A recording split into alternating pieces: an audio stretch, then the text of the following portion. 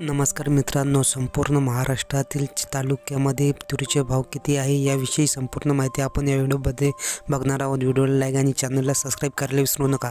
तर बघू शकता, लासलगावमध्ये 7,100 ते 7,050, शहादामध्ये 6,000 साडेसहा, चंद्रपूरमध्ये 7,000, पैठणमध्ये 6,700, सिल्लोडमध्ये 6,800, कारंजामध्ये 7,560, हिंगोलीमध्ये 6,900, मुरुममध्ये 7,000, सोलापूरमध्ये 6,400, अकोलामध्ये 6,000, अमरावतीमध्ये 6,550, धुळेमध्ये 7,900, जळगावमध्ये 6,300, यवतमाळमध्ये 6,500, चोपडामध्ये 6,500, अक्कलकोटामध्ये 5,800, पाचोरामध्ये 6,448, जिंतूरमध्ये 7,000 हे तुरीचे भाव आता तुम्हाला दिसून येते।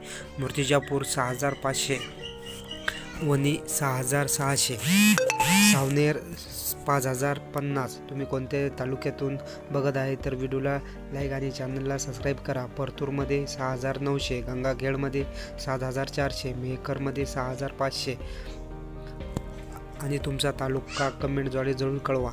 नांदगावमध्ये 5,700, निलंगाव 6,800, मुखेड 6,950, शेनगाव 6,800, तळकसस 6,800, नांदगाव खांडेश्वर 7,000, उमरखेड डांकी 7,600, शिंदी 7,100, काटोल 6,550, छत्रपती संभाजीनगर 5,000 ते 7,400 पर्यंत, बीड 6,600 7,000।